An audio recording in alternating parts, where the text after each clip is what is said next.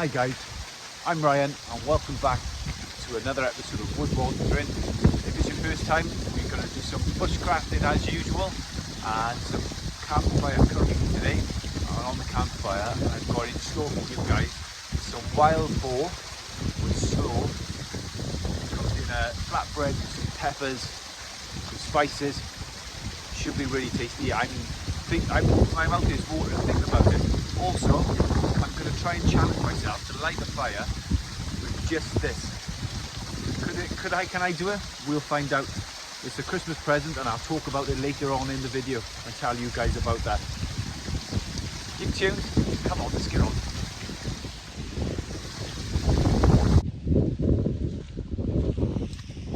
So here we have it, guys. Back again in the old walk and talk section. Just thought I'd tell you a few things about this place that we're at. Now, if you recognise it from a previous videos, a place that I've been to before, and the reason why I've come back here is because, and I'll put in a photo now, there's such a resource of wood where they did the clear felling. It seems a shame just to waste it and go elsewhere, and I do quite like it here.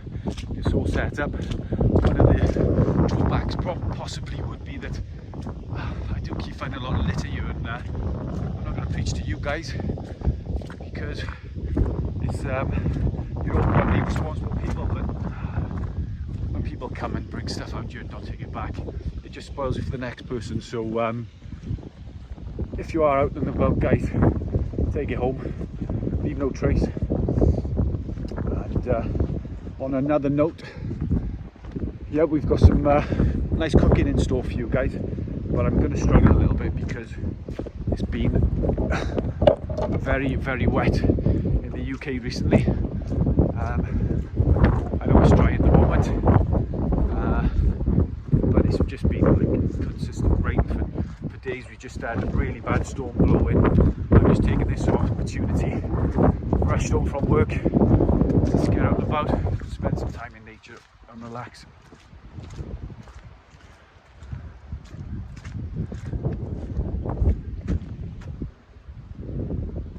Apologies for any wind, guys, but hopefully this is another reason why I've picked this little spot. It's just out the way. We're quite high up, really, and well, this is what we come here for, guys. It's a wild swimming spot for me, and there's a video, if you'd like to look through my things, there is a wild swimming video of this spot previously. If you'd like to watch that, would be great. I've already the first issue that I've got with all this extra water we had, and well, the first issue, and I'll probably cut this into another spot in a second, guys, but you can see exactly how much water we've had. It wasn't a few weeks back that it wasn't so long ago, a few weeks back, that I was actually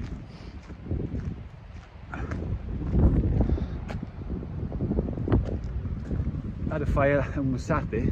Now it's underwater, so that goes to show how much water we've really had.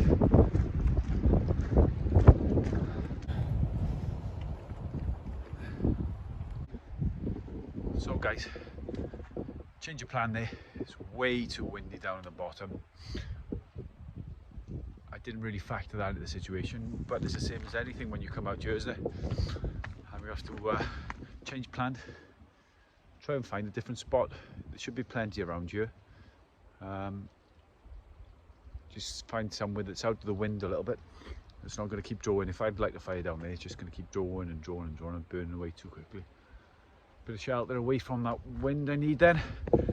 And like I said, we're fortunate there's plenty of resources, so it's not going to be a wasted trip. It just means I'll have to rethink my tactics on how we're going to do things. But come on, we'll get there.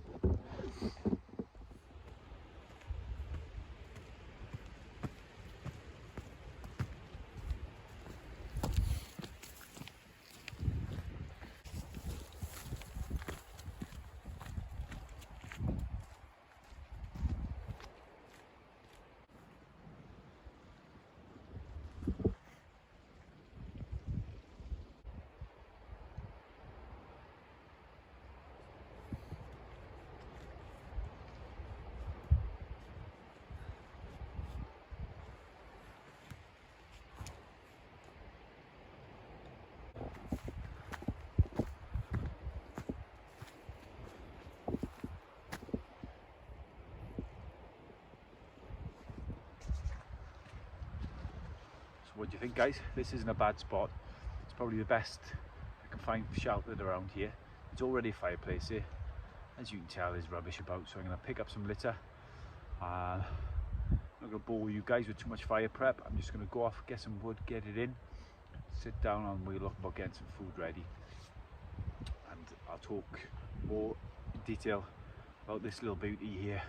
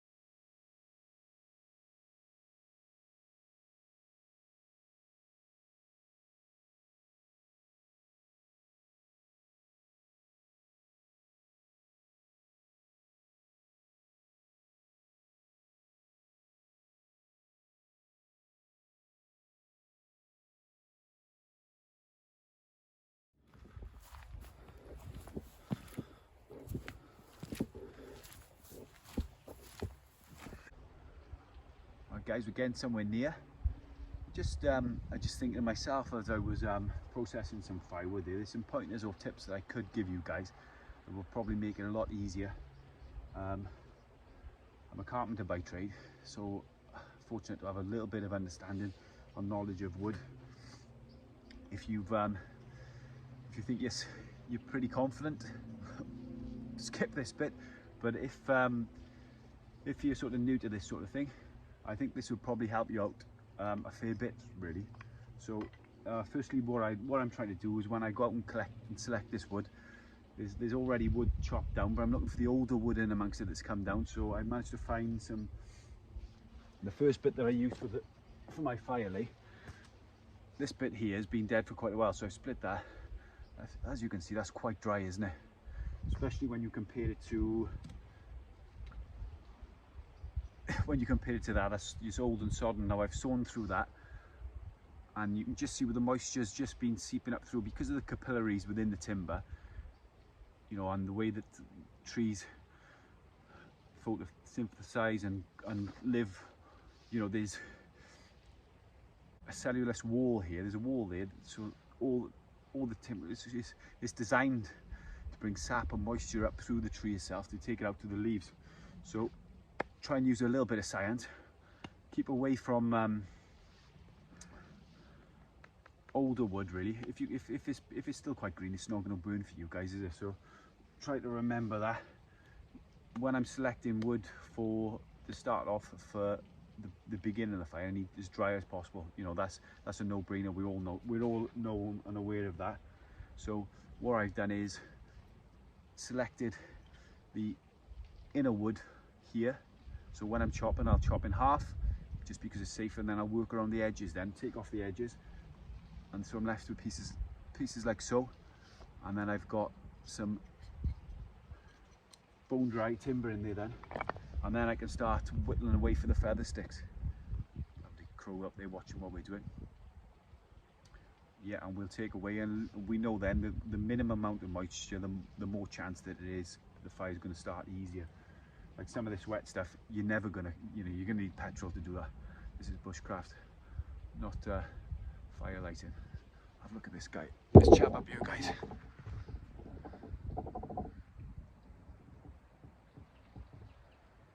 Oh, just flying over the top.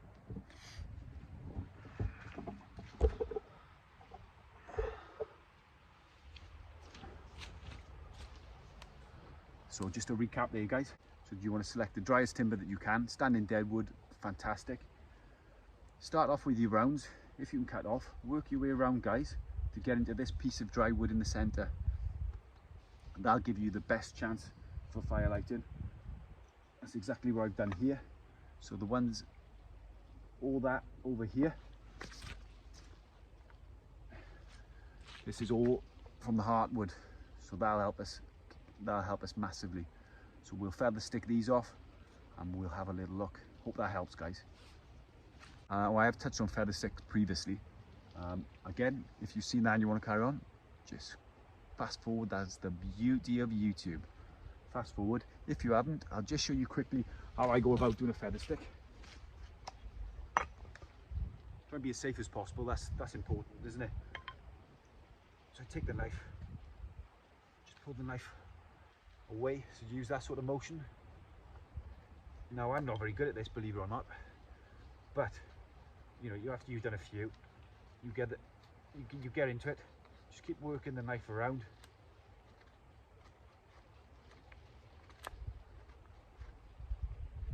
And this is ideal in scenarios where, you know, like today, where there isn't a lot of grasses around, or bracken, or small tinder, or twigs to start a fire. I've got to use this big stuff. So there you have it. Just this sort of motion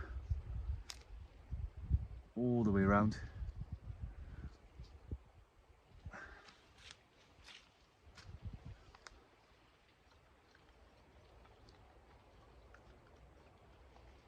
We'll start with another. There you go, guys. Long strokes, just putting the knife across the timber. Try and keep it as safe as you can, guys. The reason I've got this block here is for that reason. Just shaving at it, really.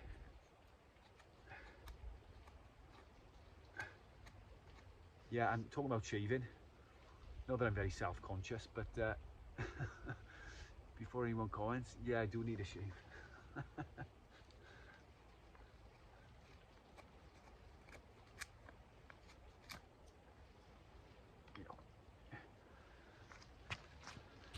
And if you can get somewhere near that, guys, you're doing well, and a lot of you will do a lot better than that.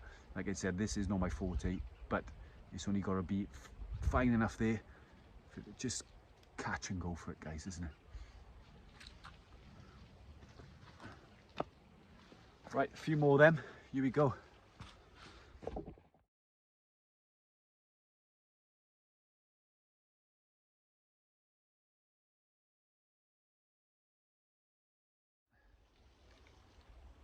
So a nice little pile of feather sticks. I'm going to move on to the next stage now, guys. Move on to the next stage.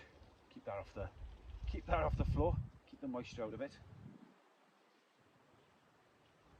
Make my life a little bit easier. But like I said, I want to talk you through this little beauty here. I'm going to try it. It's you see that? There you have it. It was a gift given to me by a friend at Christmas, and I thought it'd be a bit of a challenge. It's got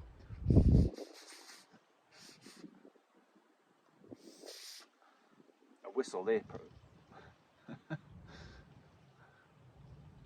compass, some paracord in there you could take apart. This here, if you can see that, that's a cutting blade, and you can, I did try this out at home. Ooh. Yes, you can get a spark. So I'm going to try that. And for a serious bushcrafter, you wouldn't really want to be carrying that around. But it's light, it's handy. Check it on your wrist. Let's see if I can do it. Let's go back to that whistle. Yeah, it works every time. Right, design fault already. Let's see what we can do with it, guys.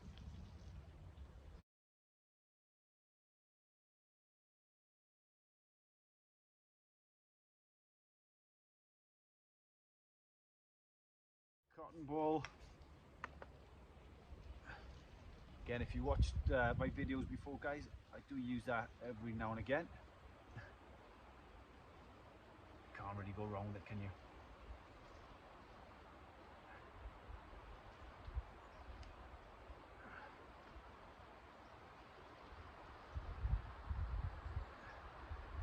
Let's see how we do.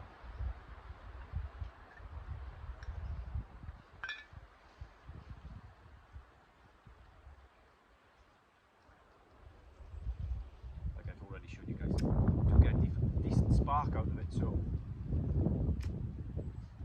let's try it. And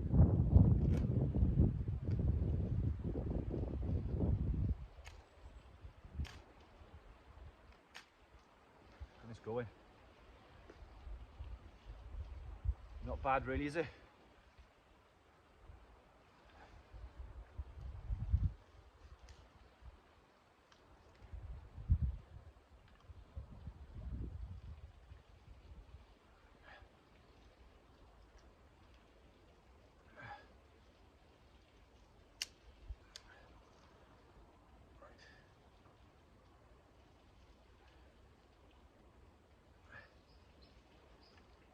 Let's get this fire going and let's show you guys some lovely wild boar with slow. Just building that fire up nicely now, guys. As you can see, it's quite wet. What I'm going to do is get it built up, get some heat there and get this food ready. It's going to be dark when we're eating, but we'll have plenty of wood processed. One little tip I'd like to show you guys, I don't know if you're sure, is the reverse axe, especially on big pieces like so. So instead of using the axe with the sharp end, I'm going to use the weight of the wood and hit this on the block. Have a look.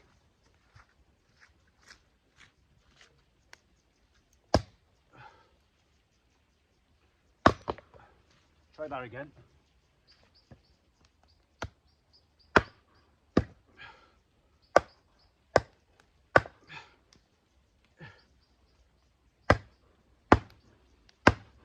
That's not going through, is it?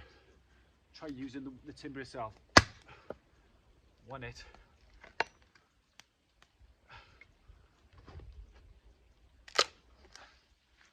And that split it open for you there, guys. So there's a little bushcraft tip for you. Use the weight of the wood.